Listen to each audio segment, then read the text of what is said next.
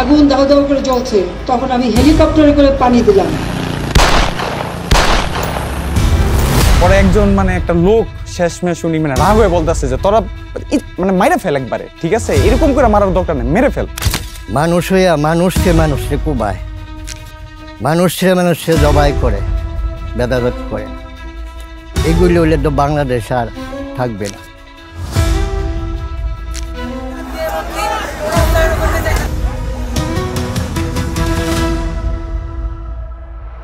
পুরাটাতে কোনো মাংস নাই, আর রক্ত আপনার এইভাবে বাইয়া না পইরা রক্ত উইরা দূরে যায় পড়তা। ও অমুকের লোক, ও তমুকের লোক, ওইখানকার ওয়াইফাই পাসওয়ার্ডটা নিয়ে আমি আমার ফোনে সংযুক্ত করে আমরা লাইভ শুরু করি আর কি। হ্যাঁ, কিসের জানাজা কিসের নামাজ এনতে সরাই এরকম আমাদের উপরে কিছু থ্রেট করছে।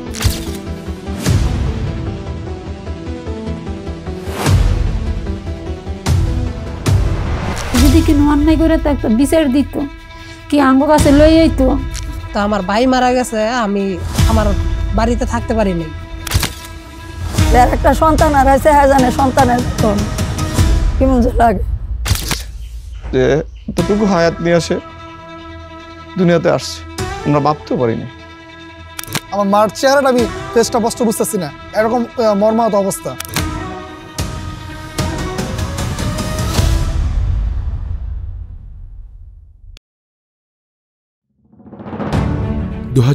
সালের জুলাই মাস বাংলাদেশের ইতিহাসে এক যুগান্তকারী সময়। দীর্ঘ প্রায় ১.৫ দশক ধরে চলা একদলীয় কর্তৃত্ববাদী শাসনের বিরুদ্ধে ছাত্র জনতা, যুব সমাজ ও সাধারণ মানুষ সৃষ্টি করল এক গণবিস্ফোরণ। এটি এমন একটি প্রতিরোধ যেখানে অন্যায়ের বিরুদ্ধে রাজপথ হয়ে ওঠে ন্যায়ের প্রতিচ্ছবি। এই ধারাবাহিকতার শুরুই বা কোথায়? লগি বৈঠা, অবৈধ নির্বাচন, পিলখানা, শাপলা চত্বর, শাহবাগ, আয়নাঘর নাকি অন্য কিছু? ২০০৬ থেকে ২০২৪ সাল পর্যন্ত এই খুনি হাসিনার যে তাণ্ডবগুলো হচ্ছে তার মধ্যে উল্লেখযোগ্য হচ্ছে এই লগি বৈঠার তাণ্ডব শুরু হলো ২০০৬ থেকে, তারপরে হচ্ছে পিলখানা হত্যাকাণ্ড, তারপরে হচ্ছে শাপলা চত্বরের হত্যাকাণ্ড এবং পরবর্তীতে সর্বশেষ হচ্ছে ২৪-এর গণহত্যা। এর মধ্যে একটা কথা আসলে না বললেই না, সেটা হচ্ছে যে এই যে শাহবাগে একটা মঞ্চ তৈরি করলো, এই মঞ্চ তৈরি করলে এখানে তারা বিচার বিভাগের উপরে যেভাবে হস্তক্ষেপ করলো, নগ্ন হস্তক্ষেপ করলো, সেক্ষেত্রে কিন্তু শুধু জামাতের নেতাদেরই কিন্তু ফাঁসিতে ঝুলায়নি, সেখানে কিন্তু বিএনপিরও নেতা একজন ছিলেন, তাকে ফাঁসিতে ঝুলানো হয়েছিল। তখন থেকেই সবশেষ বিচার বিভাগ সম্পূর্ণ স্বাধীনতা থেকে বের হয়ে গেছে। বিচার বিভাগ কোনো প্রকারই স্বাধীনভাবে তাদের কার্য পরিচালনা করতে পারেনি। ১৬ বছরে নরসিংদীতে জুলুমের কারিগর কারা? কারা সেই মানুষরূপী পোষা প্রাণী যারা হাসিনার ক্ষমতায় নির্যাতনের সীমা ছাড়িয়ে গিয়েছিল?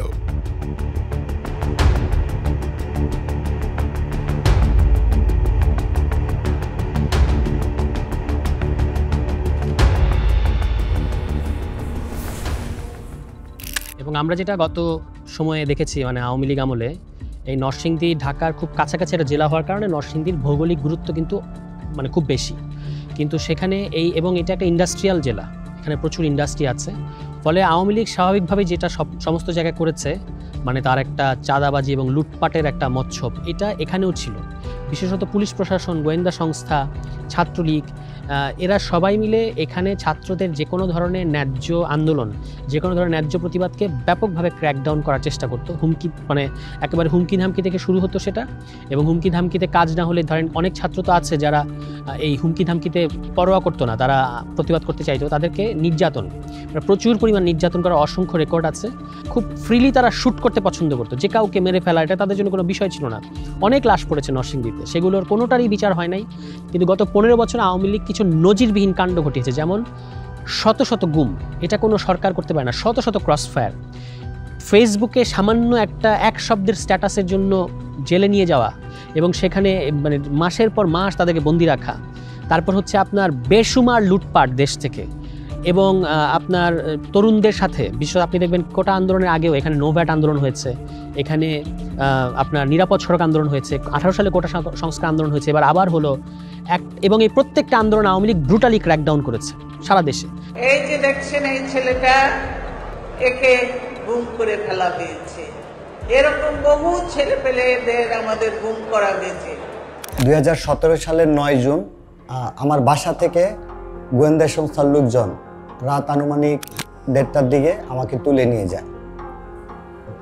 গুম শব্দটি একটি ছোট্ট শব্দ, কিন্তু এর ভয়াবহতা, এর অমানবিকতা, এর নিষ্ঠুরতা এটা সীমাহীন। আমাকে অনেকেই গুম থেকে ফিরে আসার পরে জিজ্ঞাসা করেছে গুমের সময়গুলা কেমন ছিল। এটা আসলে একটা জীবিত মানুষের, যদি এক কথায় বলি, নরকের দিনগুলির মতো। 252 দিনের মধ্যে আমি কোনো দিন মানুষের কণ্ঠস্বর শোনা ব্যতীত আমি মানুষের চেহারা দেখার সুযোগ হয় নাই। কখনোই আমি ওইখানে সার্বক্ষণিক চোখ বাঁধা থাকতো, কখনোই আমার দিন রাত বোঝার সুযোগ হয় নাই।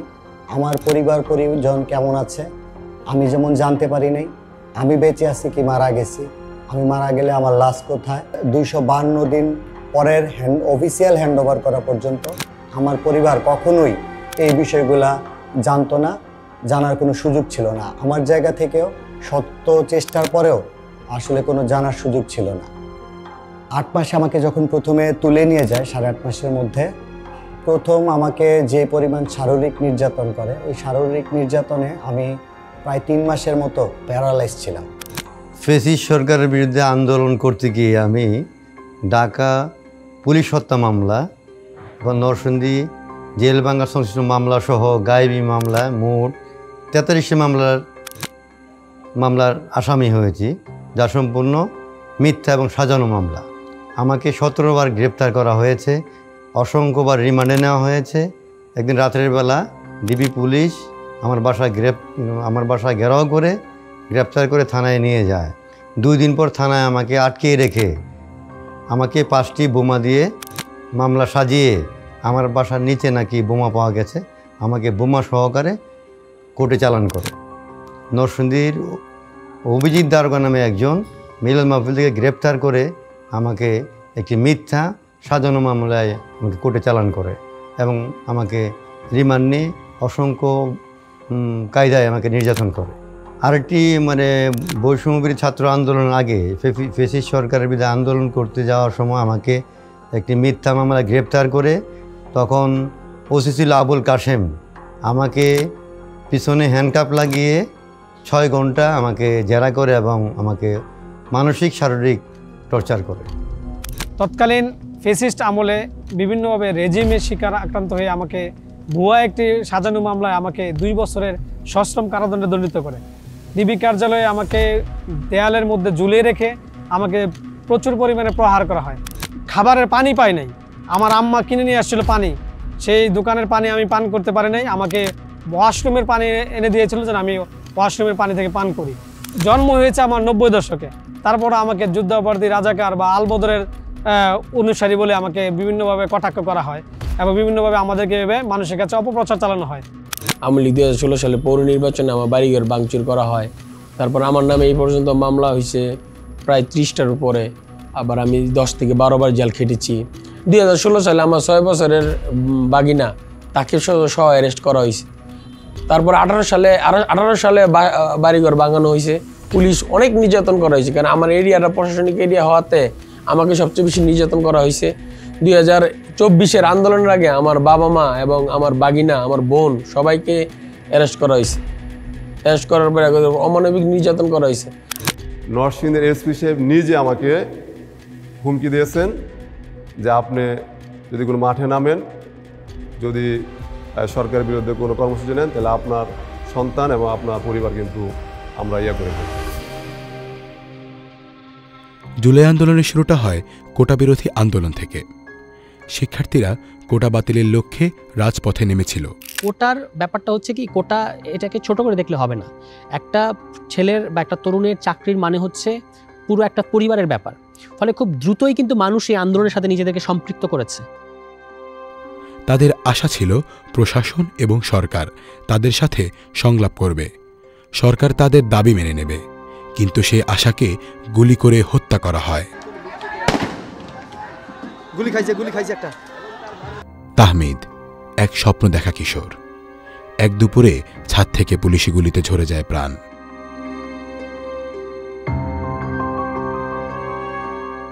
আমাদের যে নরসিংদীর শহীদ তাহমিদ যখন গুলিবিদ্ধ হয়েছিল তখন তাহমিদকে নিয়ে আমরা জেলা হাসপাতালের দিকে রওনা করি।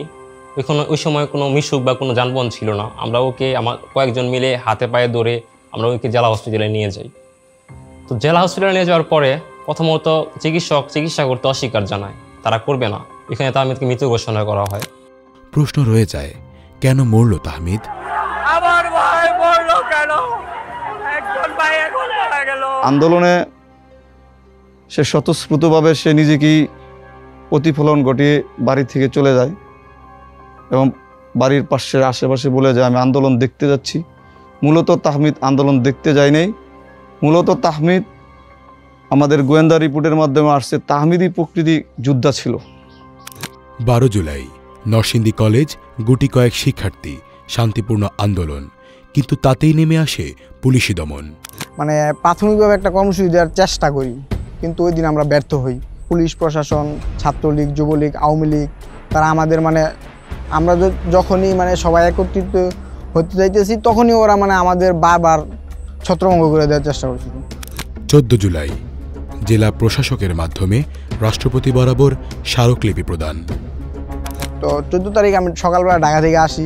আমাদের পূর্ব নির্ধারিত যে সেন্ট্রাল কর্মসূচি ছিল যে সারা বাংলাদেশের জেলাভিত্তিক সবাই ডিসির মাধ্যমে স্মারকলিপিটা প্রদান করবে আর কি। তো পূর্ব নির্ধারিত কর্মসূচি অনুযায়ী আমরা নরসিংদী রেল স্টেশনে আসি। আইসা ওই সময় আমরা 7 জন ছিলাম আর কি। তারপর আমরা ডিসি অফিসে যাই। ডিসি অফিসে এই যে সিস্টেমটা আছে ওই সিস্টেমে জমা দিয়ে আসি। 16 জুলাই রংপুরে শহীদ হন আবু সাইদ। গুলি খাইছে একটা। তার রক্তের সংবাদ ছড়িয়ে পড়ে দাবানলের মতো, আর সেই ফুলকিতেই জ্বলে ওঠে সারা দেশ।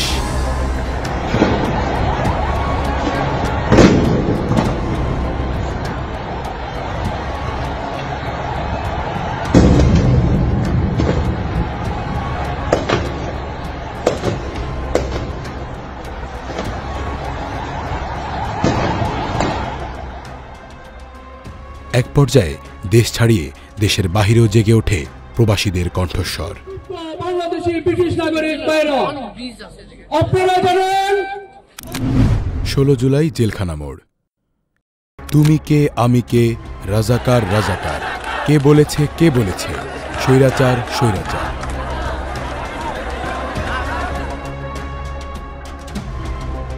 শুধু একটি স্লোগান, আর ঠিক তখনই হামলা।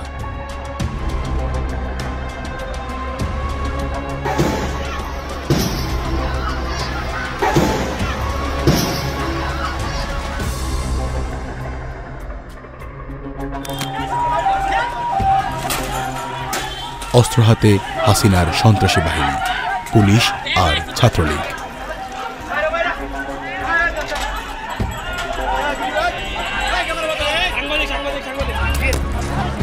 দুইটা থেকে আড়াইটার দিকে আমাদের কিছু সাধারণ ছাত্র শিক্ষার্থী যখন জেলখানা মোড়ের দিকে যেতে চেয়েছিলেন, তখন আমাদেরই একজন সহযোদ্ধা হিমু নামে একজন ছাত্র ছিলেন, তাকে ছাত্রলীগের গুন্ডা বাহিনীরা আহত করেছিল এবং তার মুখ রক্তাক্ত অবস্থায় ছবিটি মোটামুটি নরসিংদীতে ভাইরাল হয়েছিল। তখন আমাদের মনে কারানারে আমরা যত ধরনের শিক্ষা প্রতিষ্ঠান ছিল সব শিক্ষা প্রতিষ্ঠানে আমরা যোগাযোগ করতে থাকি এবং যারা যারা আমাদের সাথে বিভিন্ন আন্দোলনে, বিভিন্ন যৌক্তিক আন্দোলনে আগেও ছিল তাদেরকে আমরা আসলে নক করতে থাকি। আসলে আমাদের একটি অ্যালায়েন্স প্রয়োজন, আমাদের নরসিংদীতে এই আন্দোলনটাকে আরও শক্তিশালী করতে হবে।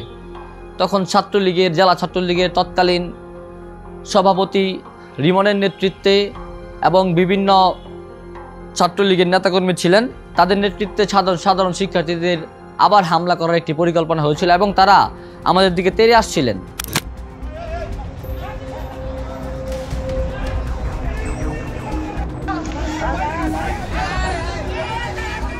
আক্রমণে অনেকেই রক্তাক্ত হন।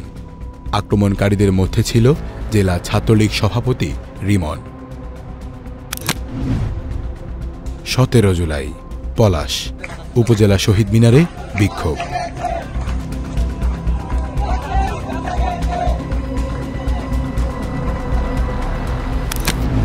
18 জুলাই নরসিংদীতে শুরু হয় হাসিনার আসল তাণ্ডব। জেলখানা মোড়ে শান্তিপূর্ণ অবস্থান চলাকালীন বিকেল 4টার দিকে আবারও হামলা। এদিন নিহত হন 2 জন, তাহমিদ এবং ইমন। বাইতে আমার আধা ঘন্টা পরে দেয়ছে, আর তো আমি মনে করছি গুলি খাইছে, তো পরে দাউদ মনে একটু সুস্থ আছে। পরে আধা ঘন্টা পর আমার একটা শাশি হরি নিয়ে দেয়ছে, দেওয়ার পরে আমি আর কিন্তু জ্ঞান আসিল না। পরে ইয়ার পরে 8 দিন পরে আমি জ্ঞান ফিরছি। জ্ঞান পরে শুনি আমার ছেলে নাই।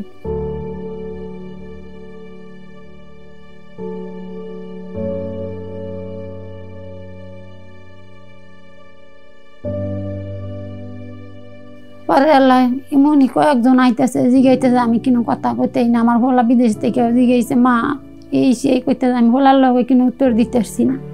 ভোলাই বুঝাইছে, এই মুখে কয়ে দিছে। ইয়ার পরে তেন আমি অসুস্থ হয়ে গেছি। আমার অসুস্থর পরে আমার স্বামী অসুস্থ হয়ে গেছে, বিনিষ্ট করছে 20 দিন। করার মতন নাই কিনা, আমরা তো ইমন ধরে না ছিল না করে মারার মতো নিছে। যদি কিনো অন্যায় করে থাকতো বিচার দিত, কি আঙ্গ কাছে লই আইতো। বড় ভাই আছে, বাপ আছে, মা আছে, ধ্যান আর এটা করলো না। যখন আমরা কিছু ভাইয়েরা মিলে একসাথে যাই ওইখানে, যে টিনের চাল দিয়ে বেড়া দিয়ে, যাতে ওই গুলিগুলা আমাদের ভাইয়ের শরীরে যেন না লাগে, যে আমরা এখানে গেছি, যে আমাদের গলিলে শরীরে আঘাত লাগবো, এই আঘাতটা যেন না লাগে কারো শরীরে। সেই কারণে আমরা টিনের চালের বেড়া নিয়ে চাইছিলাম ওইখানে ভাইন্দা ওই জায়গায় বেড়াটা দেওয়ার জন্য। ওই যখন বেড়াটা দিতে গেছি, ওই মুহূর্তেই পুলিশের একটা মানে গানসরের গুলি আমার বুক থেকে মাথা পর্যন্ত, মানে প্রায় 50টার উপর ছোড়াগুলি লাগছে ওই মুহূর্তে। আমার 2টি চোখ, আমার বাম চোখে বেশি ক্ষতিগ্রস্ত হয়, এই চোখটি পুরোপুরি অন্ধ, আর ডান চোখটি দিয়ে শুধু খালি ঝাপসা দেখতে পারি, যা ডাক্তারের বাসায় 2 ফুট দূরত্ব পর্যন্ত, তার বেশি আর দেখতে পারি না। তো ওই সময় যখন গুলিটা লাগছে, লাগার পরে আমি মানে যখন লাগছে, তা মাথার 2 সাইড, মুখের মধ্যে, বুকের 2 সাইড লাগার সাথে সাথে আমি নিচে পড়ে যাই। তারপর কিছু ভাই আমাকে মিলে নরসিংদী জেলা হসপিটাল নিয়ে আসে। ওইখানে আসার পরে আমার ওই হসপিটালে তেমন ট্রিটমেন্ট করা নেই। তারপর বলতেছে যে আমাকে ঢাকা মেডিকেল কলেজে শিফট করার জন্য, কারণ এই রুগীকে বাঁচানো এখানে অসম্ভব। তো আমি যখন ঢাকার দিকে রওনা দিছি, উত্তরা যাওয়ার আগেই পুলিশে ওইখানে ব্যারিকেড হয়ে দাঁড়াইছে, কোনো অ্যাম্বুলেন্স দিতেছে না ঢাকার ভিতরে ঢোকার জন্য। এবং যা সব অ্যাম্বুলেন্স ধরতে পারছে, ওইসব অ্যাম্বুলেন্স থেকে রুগীদেরকে নামায় তারা তাদের মতো করে আওতাধীনে ওরা নিয়ে যেতেছে, কোনো রুগীদেরকে দিতেছে না ট্রিটমেন্ট নেওয়ার জন্য। তো আমার যখন ড্রাইভার দেখছে, ওই মুহূর্তে আমার গাড়িটা ঘুরে উত্তরা লেক ভিউ প্রাইভেট হসপিটালে ঢুকে, ওইখানে নেওয়ার পরে আমার প্রাথমিক ট্রিটমেন্টটা চলে। আমার মার চেহারাটা আমি ফেসটা স্পষ্ট বুঝতেছি না, এরকম মর্মাহত অবস্থা। যেদিন তাহমিদ বাড়ি থেকে চলে যায়, যাওয়ার আগেই একসাথে নামাজ পড়ছি, কোরআন তেলাওয়াত করছি, একসাথে খানা খাইছি। তখন তাহমিদ বলতেছে, আব্বু তুমি খাও, আমি রাতে খাবো। এই জিনিসটা সবচেয়ে বেশি খারাপ লাগছে, যে এতটুকু হায়াত নিয়ে আসে দুনিয়াতে আসছে, আমরা ভাবতেও পারি নাই বড় ক্রিকেটার হবে। ক্রিকেটার হয়ে সে পরিবারের অভাবকে পূরণ করবে। এর আম্মুর কাছে এই কথা বলছে যে, আম্মু আমি যদি বড় খেলোয়াড় হই, তাহলে মাসে 2 কোটি টাকা ইনকাম হবে। আজকে সবকিছু রেখে চলে গেছে, আর সে নিজে বলছে আমি শহীদ হব। আর আম্মুর কাছে বলছে, আম্মু আমি শহীদ হব। তো আন্দোলনে যাওয়ার পর এরকম যে আওয়ামী লীগের গৃহপালিত পুলিশ দ্বারা এরকম সরাসরি আমাদের উপর আক্রমণ করা হয়। আক্রমণের এক পর্যায়ে ধাওয়া পাল্টা ধাওয়া শুরু হয়। এরকম আমি আওয়ামী লীগের যে গৃহপালিত এরকম পুলিশের সামনে এরকম পড়ে যাওয়ার পরে তারা আমাকে দেখা হইতেছে, একেবারে শুট করে। তো আমাকে 1 রাউন্ড গুলি করার পর এরকম আমার মাথা থেকে পা পর্যন্ত, মাথা থেকে বুক পর্যন্ত এরকম গুলি লাগে। গুলি লাগার সাথে সাথে আমি মাটিতে লুটিয়ে পড়ি। তো যার কারণে আমার 2 চোখে গুলি লাগে। 2 চোখে গুলি লাগার পর আমি তৎক্ষণাৎ কিছু দেখতে পারতেছিলাম না। আমার মনে হচ্ছিল যে আমার পুরো শরীর নিস্তেজ হয়ে গেছে। আমি শুধুমাত্র 2 কান দিয়ে মানুষের দৌড়াদৌড়ি আওয়াজগুলো শুনতে পাচ্ছিলাম, এবং যে আশেপাশে গোলাগুলি হচ্ছে তা শুনতে পাচ্ছিলাম। কিছুক্ষণের মধ্যে আমি বুঝতে পারলাম যে আমাকে কেউ ধরে কোনো জায়গায় নিয়ে যাচ্ছে। আমার জ্ঞান বোধ সব আছে, কিন্তু আমি কথা বলতে পারতেছিলাম না, কিছু বলতে পারতেছিলাম না। তো আমাকে নরসিংদী সদর হাসপাতালে নিয়ে যাওয়া হয়। তখন আমি শুনতেছি যে বলতেছে ওর অবস্থা খুবই খারাপ, যত তাড়াতাড়ি সম্ভব ঢাকা মেডিকেলে নিয়ে যাও।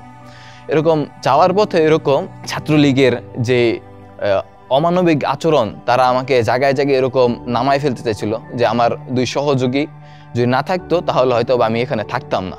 যে ছাত্রলীগের হাতে পায়ে ধইরা বলতেছে ভাই ওর অবস্থা খুবই খারাপ, ওকে ছাইরা দেন। এরকম 2-3 জায়গায় এরকম বলার পর এরকম ওরা কান্নাকাটি করে নিয়ে গেছে আমাকে।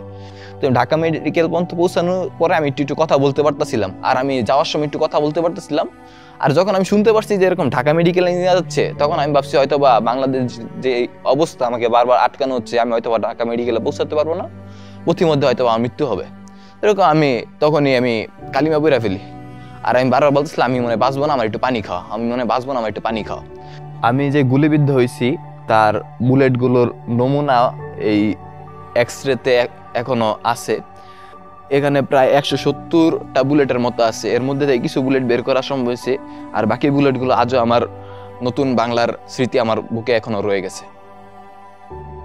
এরকম আমার পাশে আমার কাকা আসছে, এরকম আমি কাকার হাত ধরে বলতেছি কাকা আমি কি আর কখনো চোখে দেখবো না, এই কথা আমি বারবার বলতেছিলাম। আমি সবাই জিজ্ঞেস করছি আমি কি আর কখনো দেখবো না, তারা সবাই চুপ করে আছে।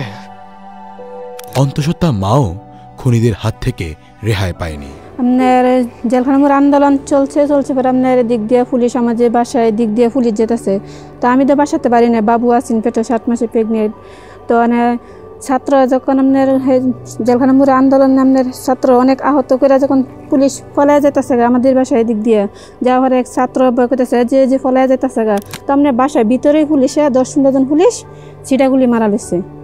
বাসার ভিতরে গেটটা মেলা আছেন, আপনার 3 সিট বাসার ভিতরে আমি থাকি, আপনার বাসার ভিতরে ছিটাগুলি মেরে দিছে। দেওয়ার পরে আমার শরীরে 7-8টা গুলি লাগছে, লাগার পরে বাম চোখ হয়ে গেছে একটা। বাম চোখে যাওয়ার পরে আমার শরীরে রক্ত আপনার বেসে গেছে যাওয়ার পরে আপনার জেলা হাসপাতাল নিচে সদর হাসপাতাল নিচে নেওয়ার পরে কিন্তু আপনার ডাক্তার নাই, বিজ্ঞান চোখ আসলে সেখানে আবার ডাক্তারের কাছে যাওয়ার পরে পরে বলতেছে তো অপারেশন লাগবে। তো অপারেশন বাবু আছে পেটে, এখন তো আর অপারেশন করা যাবে না, আপনি ওষুধ পরে দিয়ে দেয়, আপনি বাবু ডেলিভারি পরে অপারেশন করেন।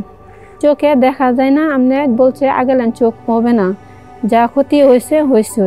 প্রথমে গুলি করে এটা আমার শরীরে লাগে না, আমার এক বন্ধুর মাথা ছেদ করে চলে যায় মেন বুলেট। তো ওরে আমার অন্য বন্ধুরা নিয়ে যায় মেডিকেল। এর ঠিক 5 মিনিট পরে আমার চোখে ছোড়াগুলি লাগে। পরে আরও অনেক বাইরা মিলে আমাকে রিস্কাত করে নিয়ে এসে জেলা হাসপাতালে নিয়ে আসি।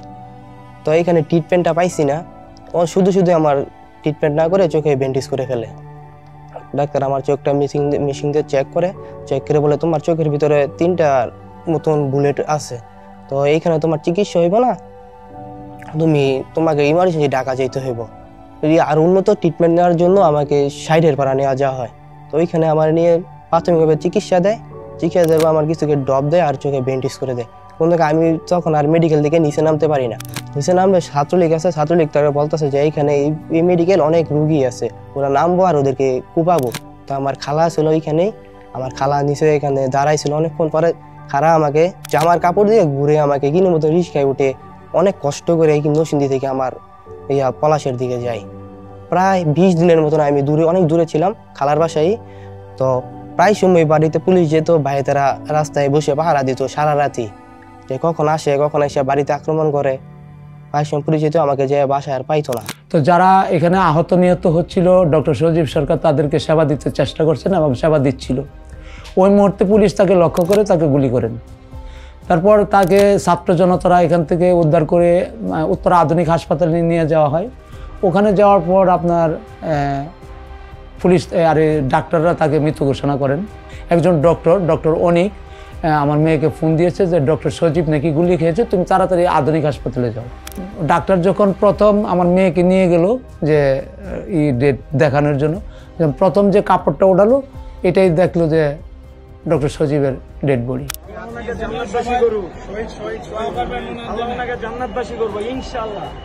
4:30টার মধ্যে যায় আর 5টা দিকে ও গুলি খায়, 5টার সময় গুলি খায়। তো ওখান থেকে ওরা নিয়ে যায় রিসোর্ট হসপিটাল আছে পাশে, ওখানে নিয়ে যাওয়ার সাথে সাথে ওর মস্তক বের হয়ে যায়।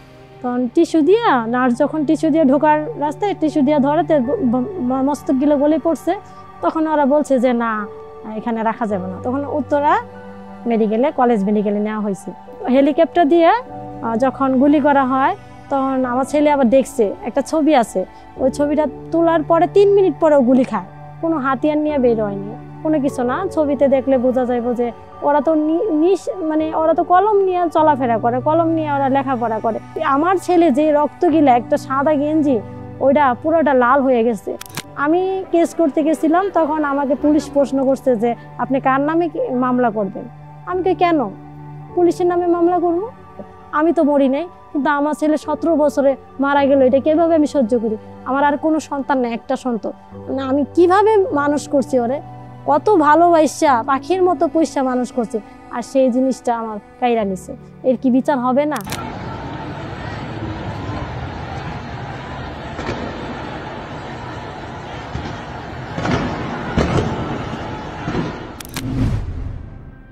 জুলাই নরসিংদীর চিরস্মরণীয় দিন। জেলখানা মোড়, ইটাখোলা ফাঁড়ি, শিবপুর, মাধবদী সহ বিভিন্ন এলাকায় আন্দোলন হয়।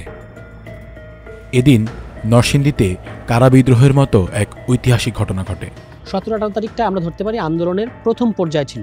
সেই প্রথম পর্যায়ে যে মানে নরসিংদীতে কারা বিদ্রোহের মতো ঘটনা ঘটছে। 19 তারিখে আবার আমাদের জুম্মার পরে আমাদের আন্দোলন শুরু করি। আর ওই দিনই মূলত যেটা আমাদের বাংলাদেশের ইতিহাসে বিরল কারা বিদ্রোহ হয়েছিল। ইটাখোলা ফাঁড়ি, এ জায়গায় নিহত হয় আমজাদ, হৃদয় ও সিয়াম। আমজাদ, শেষ কথা ছিল মা নুডলস রান্না করো, আমি এসে খাবো, অথচ ফিরলেন নিথর দেহ হয়ে। তাজা রক্ত গেছে গা, তাহলে মনে করেন আমি বুড়া রক্ত থাকিয়া কিনো লাভ নাই, বেঁচিয়া থাকিয়া কিনো লাভ নাই। যেদিন হ্যাঁ যাইব গা, এদিন আমারে বুঝাইছে মা তুমি কোথাও যাইও না, আমি একটা নুরুস আনছি, তুমি নুরুসটা রান্না করো।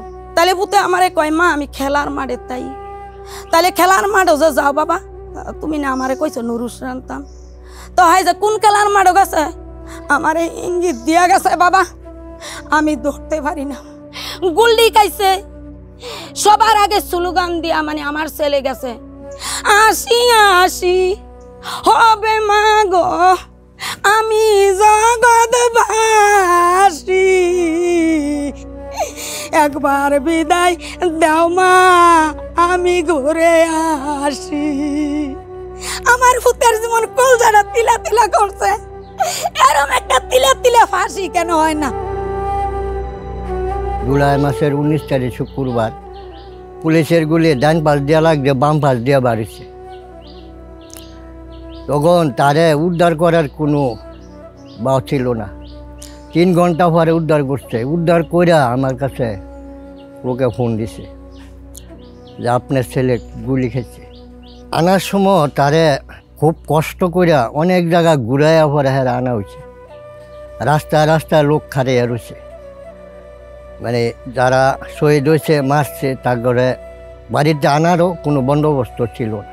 ইটাখোলায় একই দিনে বন্ধুর লাশ আনতে গিয়ে নিহত হয় সুজন মিয়া। রাস্তার মাঝেই পাশাপাশি পড়ে থাকে 2 বন্ধুর নিথর দেহ। মাধবদী, এ জায়গায় শহীদ হন শাওন।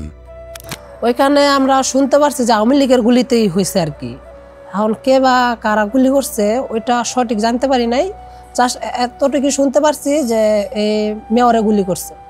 হ্যাঁ, যাই নিয়ে আসে এই বলছে যে মেয়রে গুলি করছে, এরপরে আর ওরকম কোনো কিছু শুনতে পারি নাই। তখন আমরা খুব আতঙ্কে রয়েছি যে পুলিশ টুলিশ আসলে লাশ যদি নিয়ে যায়, বা আমরা অনেক আতঙ্কে রয়েছি আর কি। তখন আমরা দ্রুত আমরা এর মাটি দিতে হইব, তো দ্রুত মাটি দিতে হইব দেখে এর লাশ আমরা এই পোস্টমর্টম করতে পারি নাই। তো পোস্টমর্টম করতে পারি নাই, তো রাত্রে 11টার সময় আমরা এর কবর দিয়ে দিছি আর কি, জানাজা পড়া খবর দিয়ে দিছি। তো দেওয়ার পরে আমি 3 দিন বাড়িতে ছিলাম। এরপর থেকে আমার হুমকি আসছে যে পুলিশে পাইলে আমগরে ধইরা নিয়ে যাইব, এসে অনেক হুমকি দামকি আসছিল। পরে আমি বাড়ি থেকে চলে গেছি। তো আমার ভাই মারা গেছে, আমি আমার বাড়িতে থাকতে পারি নাই।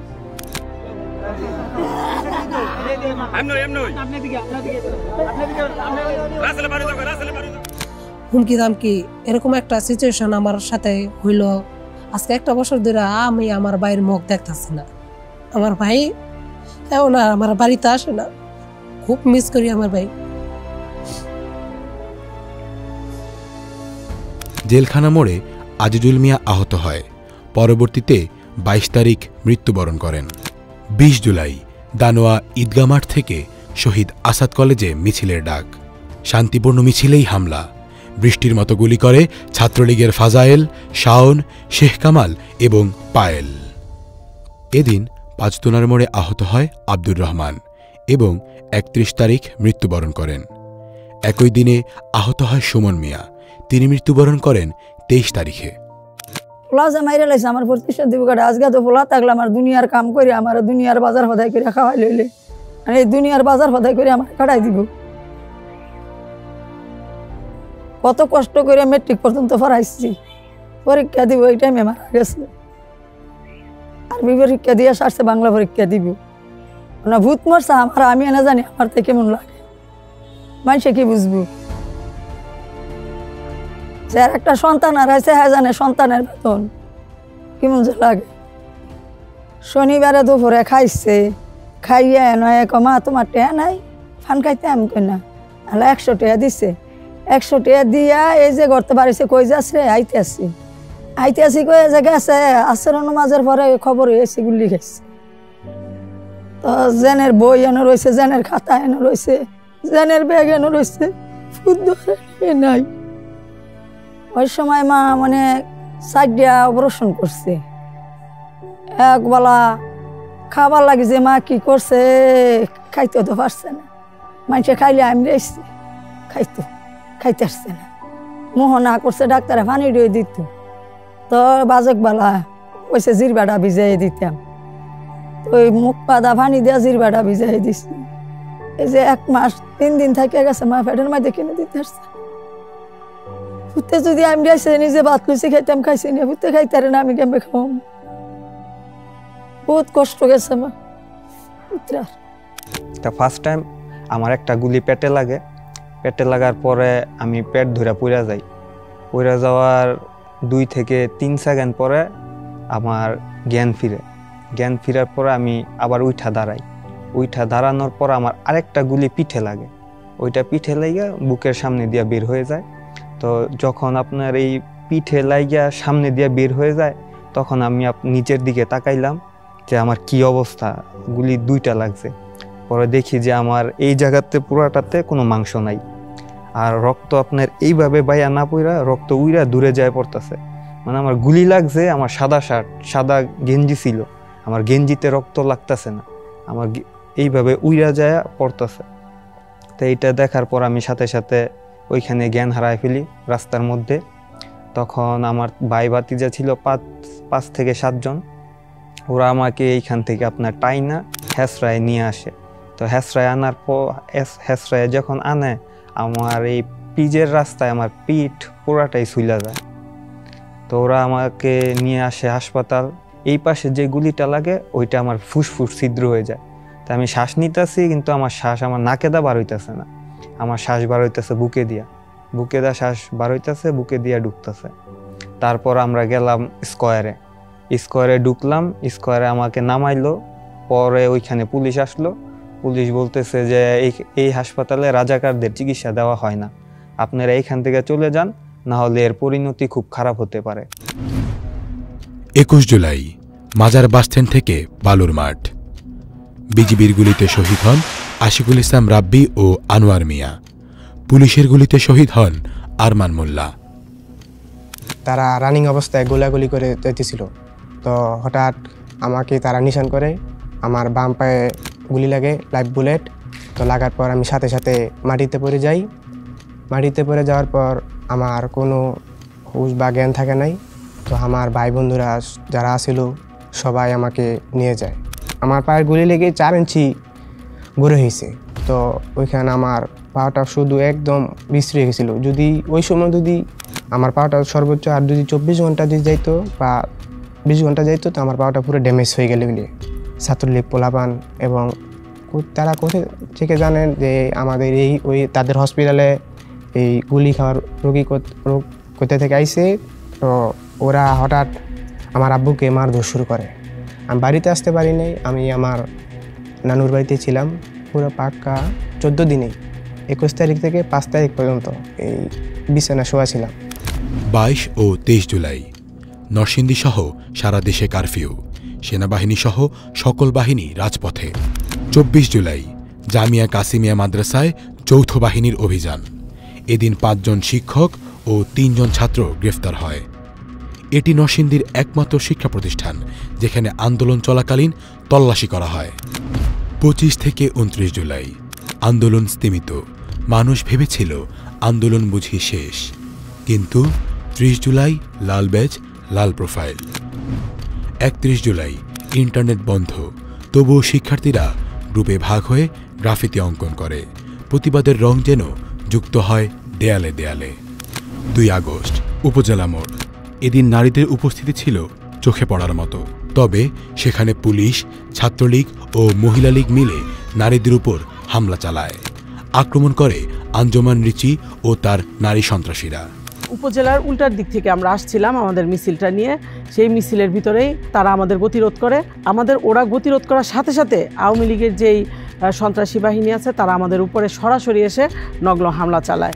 তখন হচ্ছে আওয়ামী লীগের শীর্ষ সন্ত্রাসী নেতা কাইয়ুম সাহেব, তারপরে হচ্ছে রিচি, তারপরে হচ্ছে দীপক সাহা সহ আরও অনেকে ছিল যারা হচ্ছে সরাসরি ছাত্রদের উপর আক্রমণ করে। সেদিন উপজেলার মোড়ে পুলিশের সংখ্যা ছিল ছাত্রদের সংখ্যার চেয়ে অধিক, এবং পুলিশের যে প্রশাসনিক লোকেরা ছিল তারা সাইডে দাঁড়ায় দাঁড়ায় দেখতেছিল ছাত্রলীগের এই দোসররা ছাত্রদের উপরে কিভাবে আক্রমণ করতেছে। দীপক সাহা সরাসরি মেয়েদের হিজাবে ধরে টানছে, আর তারপরে রিচি এবং তার যে মহিলা লীগের সদস্যরা ছিল তারা সরাসরি আমাদের যোদ্ধা বোনেদের উপর আক্রমণ করেছে।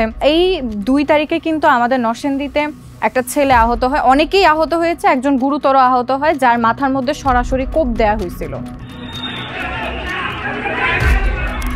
তারা ধারালো অস্ত্র, দেশীয় অস্ত্র নিয়ে প্রিপেয়ার ছিল। হঠাৎ করে অতর্কিতভাবে দেশীয় অস্ত্র নিয়ে ছাত্র জনতার উপরে হামলা করে। ইভেন তখন পুলিশ সম্পূর্ণ নিশ্চুপ ছিল, তারা জাস্ট খালি আমাদের একটা ট্র্যাপে ফেলে আমাদের ওইখানে গতিরোধ করে তাদের কাছে মানে শিয়ালের কাছে মুরগি বর্গা দিয়ে দিল, বিষয়টা এরকম ছিল। ইন দি মেন টাইম আমাকে ধারালো অস্ত্র দিয়ে মাথায় স্টেপ করা হয়। তো স্টেপ করার সাথে সাথে আমি সেন্সলেস হয়ে পড়ে যাই। পড়ে যাওয়ার পরে আমি পরবর্তী শুনছি যে 5 থেকে 10 মিনিট আমাকে ওইখানে ফেলে তারা একদম মানে চোরের মতো মারছে। তারা আবার লোহার রড দিয়ে আমার মাথায় মারার চেষ্টা করতেছিল। তখন আমি হাত দিয়ে যতটুকু পারে আমি নিজেকে সেভ করার ট্রাই করতেছিলাম। পরে একজন একটা লোক শেষমেশ শুনি রাগ হয়ে বলতেছে যে তোরা মাইরে ফেল একবারে, ঠিক আছে, এরকম করে মারার দরকার নেই, মেরে ফেল। 3 আগস্ট নরসিংদী সরকারি কলেজ, অধ্যক্ষ হাসিবুর রহমান অনেকের নেতৃত্বে শিক্ষকরা প্রতিবাদে দাঁড়ান। বলতে চাই, যদি আর কোনো পুলিশের বুলেট এদেশের কোনো শিক্ষার্থীর গায়ে পড়ে তাহলে এদেশের পুলিশের সন্তানকে আর কোনো শিক্ষক পড়াবে না। আর একটা পুলিশের বুলেট যদি এদেশের কোনো শিক্ষার্থীর গায়ে পড়ে তাহলে এদেশের পুলিশের সন্তানকে কোনো শিক্ষক পড়াবে না। আমরা যে সভাটি করেছিলাম বাংলাদেশের দ্বিতীয় কোনো জেলাতে এমনভাবে ঐক্যবদ্ধ শিক্ষকদের অংশগ্রহণ ছিল না, সেজন্য আমরা প্রাউড ফিল করি। নরসিংদীর শিক্ষক সমাজে সেদিন যারা আন্দোলনে এসেছিলেন এবং যারা আন্দোলনে ফ্রন্ট লাইনে না এসেও বিভিন্নভাবে আমাদেরকে সহযোগিতা করেছিলেন, সেই সমস্ত শিক্ষকদেরকে প্রতি আমি কৃতজ্ঞতা জানাই।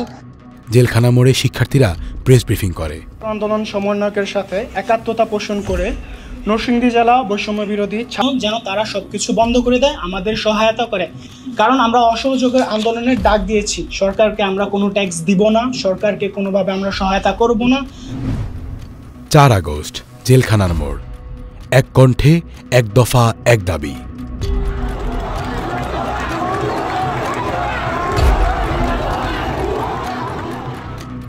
একই দিনে মাধবদী পৌরসভায় আওয়ামী সন্ত্রাসীদের দ্বারা জাহাঙ্গীর আলম নামে একজন গুলিবিদ্ধ হয়ে 5 তারিখ সোহরাওয়ার্দী হাসপাতালে মৃত্যুবরণ করেন। শিক্ষার্থীদের মুভমেন্টগুলো যারা জানতো অনেকেই পুলিশের কাছে বলে দিছে। ঠিক তখন ওই বিষয়গুলো আমার সবকিছু আমার লাইভ তখন চলছিল আর কি। তখন আমি সাংবাদিক ইউনিয়নের অফিস থেকে আমি লাইভ করছিলাম বিষয়গুলি। সাংবাদিকতা করতে গিয়ে যেহেতু আওয়ামী লীগের নিউজ সকল দলের নিউজ আমরা কভার দিতাম, তো দেখতাম যে সেখান থেকে আমাকে বারবার বাধার সম্মুখীন করা হচ্ছে। 5 আগস্ট শেখ হাসিনার দেশত্যাগ আর নরসিংদীর পাড়ায় পাড়ায় শুরু হয় নতুন স্লোগান, নতুন প্রজন্মের এক গণজাগরণ।